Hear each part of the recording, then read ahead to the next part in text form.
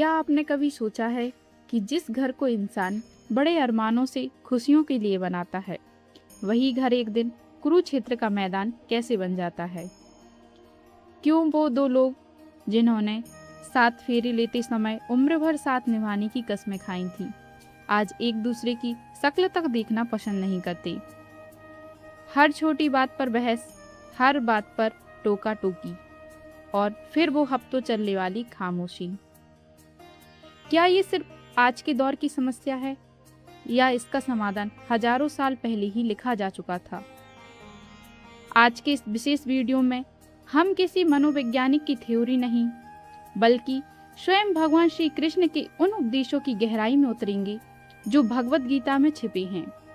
आज आप जानेंगे कि आखिर गीता के अनुसार पति पत्नी के बीच झगड़े की असली जड़ क्या है और कैसे एक साधारण सा बदलाव आपके उजड़ते हुए रिश्ते को स्वर्ग बना सकता है।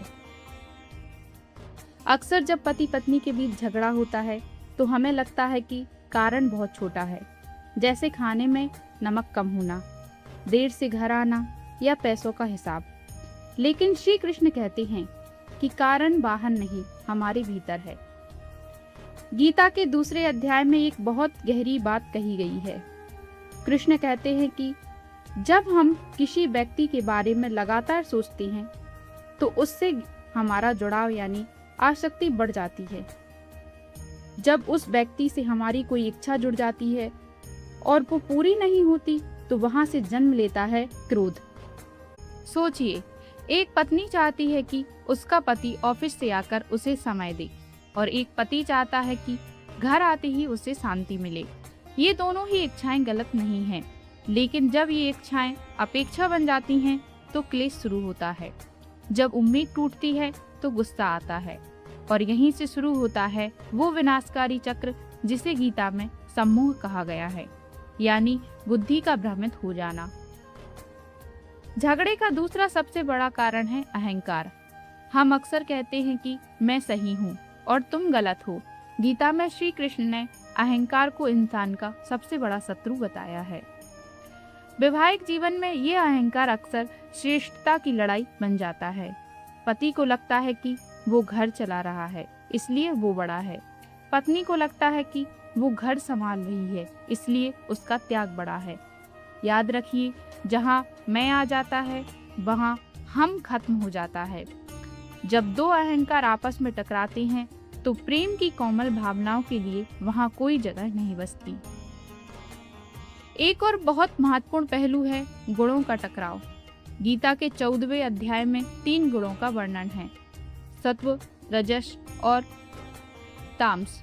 हर इंसान के भीतर ये 3 गुण अलग अलग मात्रा में होती हैं।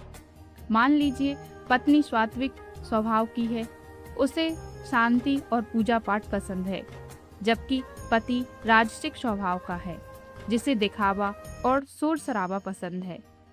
स्वभाव का ये अंतर स्वाभाविक है, लेकिन झगड़ा तब होता है जब हम दूसरे को अपने जैसा बनाने की जिद करने लगते हैं। श्री कृष्ण कहते हैं कि दूसरे के स्वभाव को दोष देने के बजाय उसे स्वीकार करना ही असली समाधान है। तो समाधान क्या है? श्री कृष्ण हमें निष्काम कर्म का संदेश देते हैं।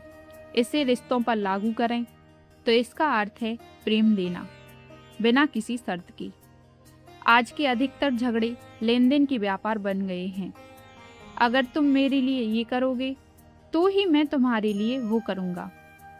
ये प्रेम नहीं, ये एक समझौता है। कृष्ण कहते हैं कि अपना कर्तव्य निभाओ। एक पति का कर्तव्य है सम्मान देना और पत्नी का कर्तव्य है साथ देना। जब हम अधिकारों के बजाय कर्तव्यों की बात करते हैं तो क्लेश अपने आप शांत हो जाते हैं। साथ ही अपनी वाणी पर संयम रखें। कृष्ण कहते हैं कि ऐसा शब्द कभी मत बोलो जो दूसरों को दुखी कर दे।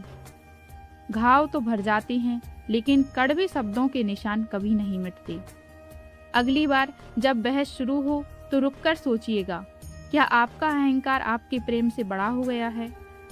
भगवत गीता हमें सिखाती है कि रिश्ता 2 शरीरों का नहीं, 2 आत्माओं का मेल है। अपने जीवन साथी में उस परमात्मा का अंश देखिए जिसकी पूजा आप मंदिर में करते हैं, क्योंकि अगर आप घर के मंदिर को खुश नहीं रख सकते तो बाहर के मंदिर जाने का कोई अर्थ नहीं रह जाता। आशा है कि गीता के ये विचार आपके जीवन में नई रोशनी लाएंगी। अगर आप भगवान श्री कृष्ण के भक्त हैं और उनकी इन बातों से सहमत हैं तो कमेंट बॉक्स में जय श्री कृष्ण जरूर लिखें और ऐसी ही लाइफ चेंजिंग वीडियोस देखने के लिए हमारे चैनल को सब्सक्राइब करके बेल आइकन जरूर दबाएं। बदलाव की शुरुआत खुद से करें, आपका संसार अपने आप बदल जाएगा। जय श्री कृष्ण।